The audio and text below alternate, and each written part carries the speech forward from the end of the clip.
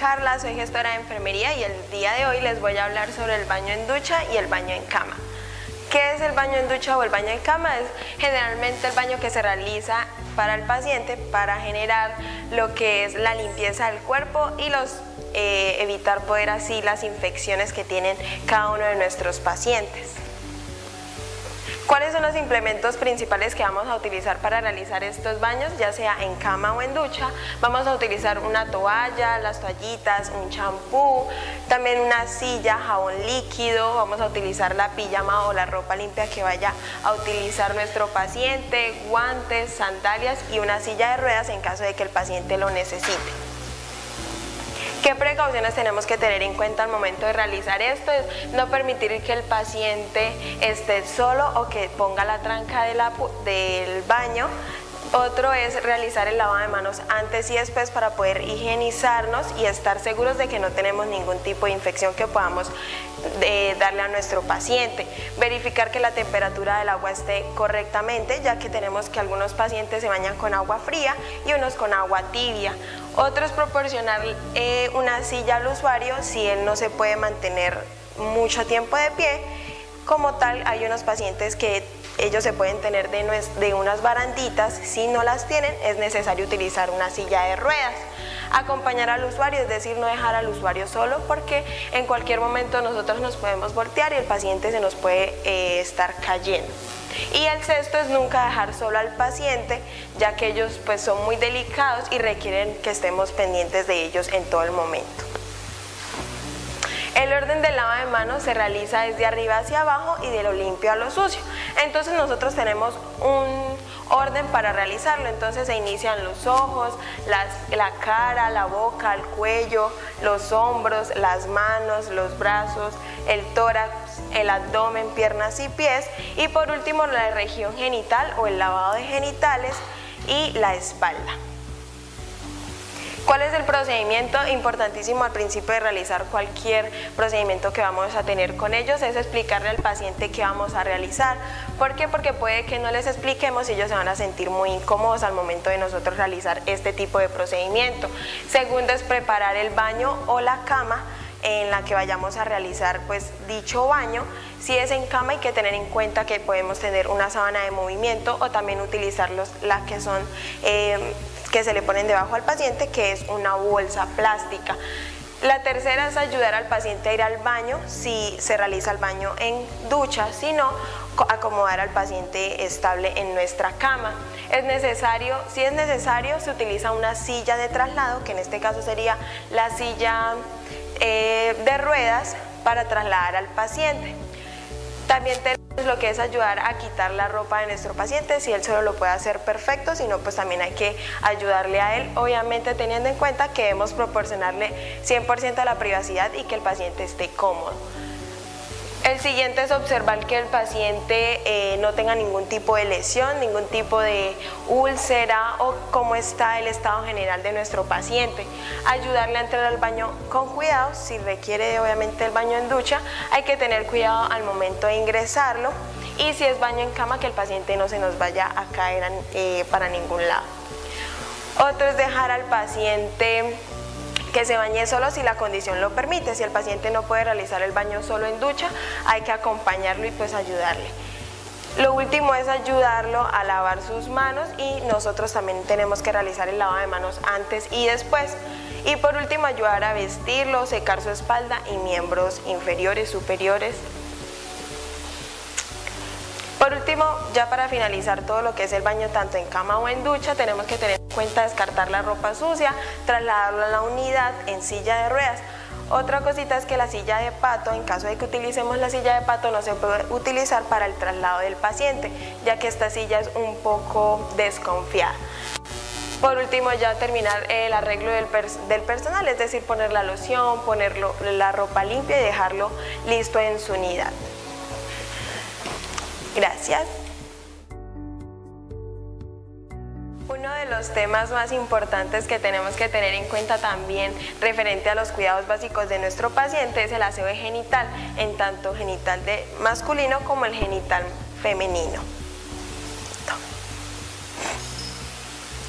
El El objetivo de realizar este higiene es que obviamente tener en cuenta que el paciente no vaya a tener ningún tipo de lo que son las infecciones, ya que tenemos infecciones de vías urinarias, que en las que normalmente suceden cuando no realizamos bien este higiene. El aseo genitales externos femeninos, entonces nosotros encontramos el clítoris, los labios mayores, labios menores, el ano, la vagina y la abertura uretral. Normalmente el aseo genital siempre se realiza de lo limpio a lo sucio. ¿Qué equipos tenemos que tener al momento de realizar esto? Una jarra con agua tibia, hay pacientes que también se les realiza el baño genital con pañitos, entonces es dependiendo de cómo se realice el baño genital. Entonces una jarra de agua tibia, torundas o gasas, también pueden ser pañitos, papel higiénico, una bolsa para tirar todo lo que sea sucio, guantes desechables y toalla. La técnica es siempre ponernos guantes y el lavado de manos, que es importante antes y después. También tenemos que tener en cuenta lo que es decirle al paciente qué vamos a realizarle, ya que ellos al momento de no hacerlo se van a sentir incómodos y no van a dejar realizar dicha actividad. Entonces es colocar al paciente en posición de cúbito supino, paciente boca arriba, y quitar si es necesario el pañal, si el paciente tiene que quitar el pañal y empezar de la parte de arriba hacia la parte de abajo. Primero se aplica agua, dependiendo del tipo de agua que sea, porque puede ser fría o tibia. Luego enjabonamos con el tipo de jabón que tenga cada paciente y frotamos y empezamos a realizar lo que es el lavado. Al finalizar, la última parte que se debe realizar es el lavado del ano, ya que es la parte obviamente que tiene más infecciones. Luego de realizar esto, obviamente se aplica el agua para quitar todo lo que es el jabón, nos quitamos los guantes, retiramos todo lo que tengamos cerca a la cama y procedemos a ponerle nuevamente nuestro pañal al paciente. ¿Qué problemas podemos encontrar en los genitales femeninos por una mala higiene? Entonces tenemos las IBU, que son las infecciones de vías urinarias. Los microorganismos que frecuentemente provocan una infección son las bacterias, como las clamidias y los gonococos. También es importante tener en cuenta que si no realizamos bien el lavado de lo limpio a lo sucio, vamos a encontrar un hongo que se llama el hongo que se presenta en las heces. Entonces, al momento de realizarlo al revés, podemos ocasionar que este hongo se nos vaya obviamente para las partes genitales. El aseo genital de los hombres, entonces tenemos el pubis, tenemos el tronco, el escroto. Entonces la técnica es exactamente lo mismo, siempre limpiar de lo limpio a lo sucio. Entonces hacer el lavado de manos, explicar al paciente lo que vamos a realizar, ponernos los guantes, procurar siempre la privacidad del paciente. Entonces le ponemos al paciente en posición supino de cúbito, que es boca arriba, y flexionamos las piernas para poder empezar a realizar el procedimiento. Siempre tenemos que dejar descubierta la zona genital, cubriendo obviamente el resto del cuerpo. Vertemos agua tibia sobre los genitales o si es agua fría. Enjabonar el pene y los testículos. Recordar que por último se lava el ano. Importante no dejar la piel mojada, ni obviamente dejar restos de agua ni restos de jabón en los genitales de los pacientes. Y estas son algunas consideraciones especiales que se deben tener en cuenta durante la higiene genital, que es fomentar un ambiente relajado, proporcionar seguridad, privacidad e intimidad de nuestros pacientes, evitar comentarios sobre la técnica que el paciente se sienta muy incómodo, verificar que todo esté limpio y seco y manipular el pene con confianza para así poder prevenir alguna erupción. El orden indicado siempre se realiza desde lo limpio a lo sucio, como decía anteriormente, y de arriba hacia abajo. Siempre tenemos que tener en cuenta de colocar al paciente de cúbito lateral para proceder el secado de la zona, lo que es la zona perineal, el ano y el pliegue interglúteo. Y el registro importante, todos los procedimientos que hagamos con nuestros pacientes en la nota del cuidador, en la nota de enfermería. Gracias. El siguiente tema que vamos a hablar es el cambio del pañal y los cuidados de la piel. ¿Para qué realizamos lo que es la lubricación de la piel? Para poder prevenir las UPP. ¿Y qué son las UPP? Las úlceras por presión. Entonces, nosotros normalmente recomendamos realizar cada 4 veces el cambio del pañal durante el día, es decir, aproximadamente cada 6 horas, ¿sí? En caso de que el paciente pues presente alguna diarrea, pues obviamente hay que cambiarlo según pues como veamos el estado del pañal que tiene nuestro paciente. ¿Qué consejos tenemos que tener en cuenta? Que el paciente esté cómodo, que el paciente tenga ropa cómoda, que sea fácil de quitar. Si el paciente es importante tener el lavado de manos antes y después y el uso de guantes desechables antes y después. El procedimiento del cambio de pañal entonces es poner a la persona boca arriba, explicarle el procedimiento que vamos a realizar, despegamos las tiras adhesivas, retiramos el pañal que esté sucio y giramos a la persona suavemente hacia un lado, de manera que podemos poner el pañal, introducir el pañal.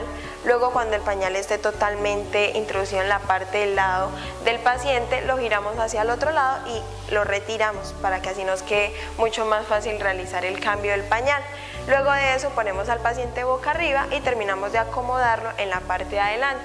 Tener en cuenta que queden pegadas las tiras porque muchas veces lo hacemos de rapidez y esto no queda pegado y el paciente al momento de realizar algún movimiento se le puede caer el pañal. Acordarse al momento de realizar el procedimiento del cambio de pañal, realizar el aseo genital, que era lo que explicaba anteriormente. Entonces ahí podemos utilizar agua tibia, agua fría o toallitas según el paciente que lo requiera. Este es el paciente, los bebés, los niños más pequeños, pues obviamente cómo se realiza esto, se realiza quitando el pañal, se pueden levantar las piernas, introducir el pañal y obviamente es mucho más fácil. Hay que tener en cuenta el lavado y el secado de los genitales, ya que no podemos dejar ni jabón ni agua en el momento de dejar nuestro pañal. ¿Qué cuidados tenemos que tener con la piel? Entonces tenemos que estar pendientes que el cuerpo totalmente esté representado en un 15% del peso corporal. Entonces, ¿cómo hacemos que la temperatura en nuestro cuerpo esté normal?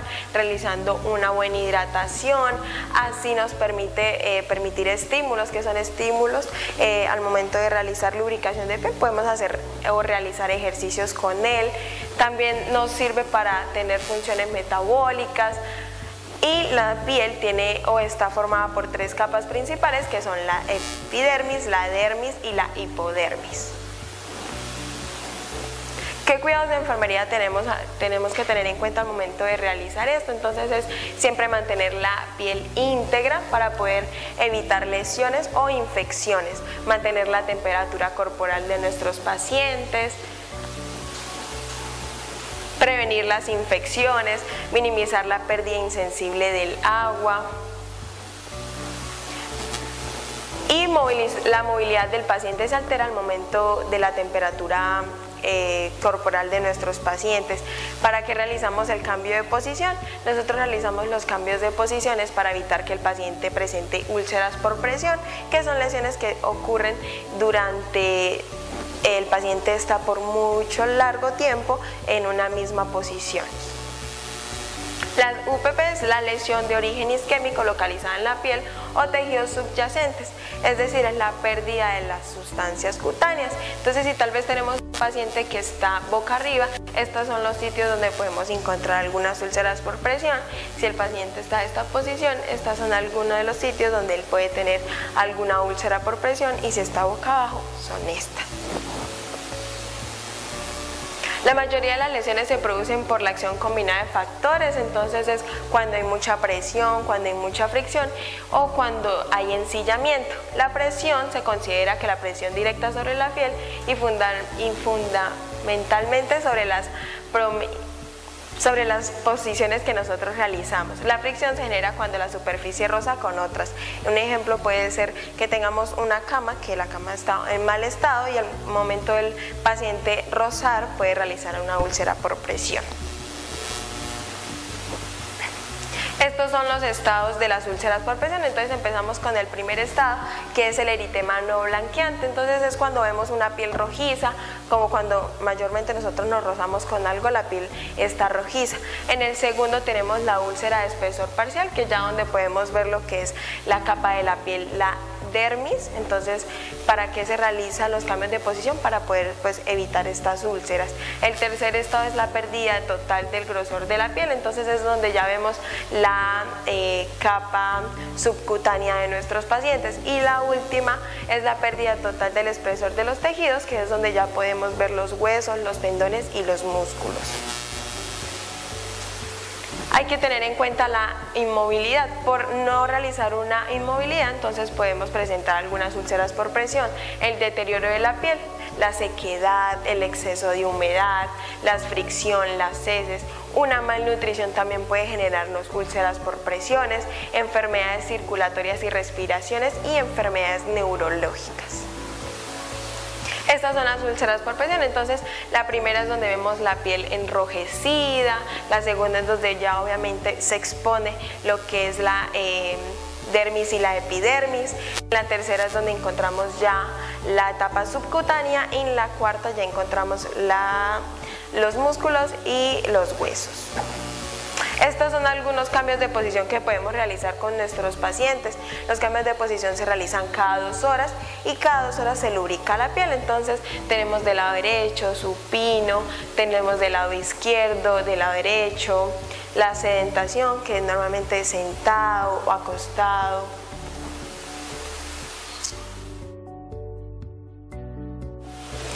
El otro tema que tenemos que estar pendiente es al momento de realizar el higiene bucal. Entonces, ¿qué es el higiene bucal? Es el cuidado de los dientes, donde podemos realizar esto y así poder evitar los que son las calzas, una mala infección o algo que podamos tener por el hecho de consumir algún tipo de medicamento. También es importante el control de la ingesta de determinados alimentos, ya que si consumimos mucho azúcar, muchos alimentos que contengan algunos tipos de azúcares, hacen que nos podamos, los mismos gérmenes se coman nuestros dientes. Importancia de la higiene bucal. Los buenos hábitos de higiene bucal previenen la caries, las enfermedades de las encías y otros padecimientos. Por lo tanto, las consultas regulares son muy importantes para tener los cuidados adecuados, cuidar también en casa y seguir las recomendaciones del odontólogo. ¿Cuáles son los materiales principales para realizar una higiene bucal? Entonces encontramos el cepillo dental, puede ser eléctrico o manual, la pasta dental, el hilo para los dientes, el enjuague bucal, un vasito pues para poner el agua y el agua limpia. 5 pasos para cuidar tu higiene bucal. Cepillar los dientes por el exterior e interior con una pasta que contenga flúor. Limpiar las zonas masticatorias, es decir, las muelas. Limpiar muy bien la lengua con ayuda de un raspador. Usar el hilo dental y completar la higiene con el enjuague bucal. Un resumen es que el aseo bucal previene obviamente los que son las enfermedades tanto para los dientes como para la encía. Se debe tener en cuenta que se debe realizar después de cada alimentación. Recordar que tal vez hay pacientes que no tienen dientes, entonces a ellos aún así hay que realizarle el higiene. Puedes realizar el higiene con gasas. Si tal vez el familiar te refiere que no puede realizar la actividad después de que el paciente ingiera algún alimento, entonces eso hay que anotarlo todo en la nota del cuidador y en la nota de enfermería para que todo quede pues escrito. El cepillado debe realizarse de forma correcta y en el tiempo suficiente. Tampoco podemos realizar un lavado de dientes muy rápido. El uso del hilo dental y el enjuague bucal ayudan a mejorar una limpieza. Retroalimentación de todos los temas. Recordemos que no debemos dejar solo al paciente por ningún motivo. Durante el baño en ducha y el baño en cama, darle privacidad y comodidad al paciente. Dejar al paciente seco en su totalidad para así evitar proliferación de hongos en la piel. Si es ducha, la silla debe ser adecuada, tener cuidado que no ocurra un evento adverso. Solicitar siempre el apoyo del familiar responsable y alistar los implementos antes de comenzar. ¿Qué es un evento adverso? Un evento adverso es tal vez una caída del paciente, entonces es decir que vamos a realizar un baño en ducha y al momento de trasladar al paciente de cama a la silla para llevarlo al baño, el paciente se nos cae o casi se nos cae, entonces hay que tener en cuenta estos eventos y para hacer o prevenirlos hay que pedir ayuda de los familiares responsables. Normalmente, ¿cuáles son los implementos? Para volverlos a recalcar, hay que saber que normalmente eso se debe tener listo antes de ir a realizar el procedimiento. Entonces es un tazón de agua tibia, agua fría, guantes, la privacidad y la comodidad del paciente, el jabón personal del paciente, un champú personal. También encontramos lo que es las toallas, tienen que estar limpias y secas y todo lo que tenga que ver con el paciente, ya sea los jabones, la loción, el desodorante y la ropa limpia.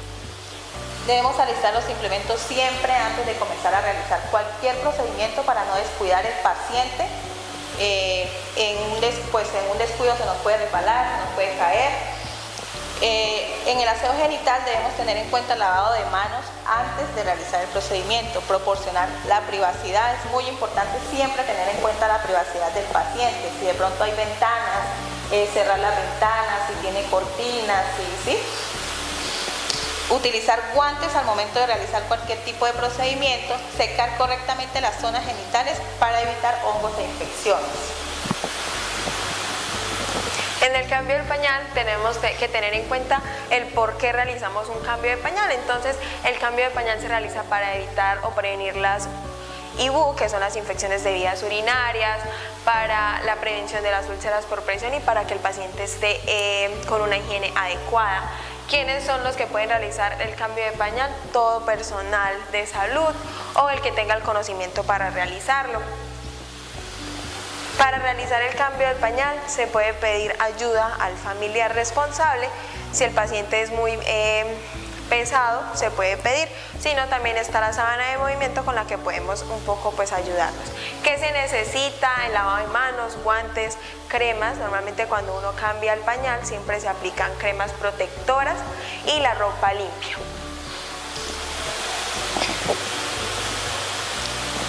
En los cuidados de la piel debemos recordar realizar los cambios de posición cada 2 horas y la lubricación de piel.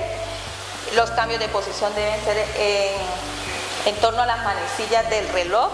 Pedir ayuda al familiar responsable al momento de realizar un cambio de posición. Nunca debemos movilizar al paciente solas y acondicionar con sábanas y almohadas en cada cambio de posición.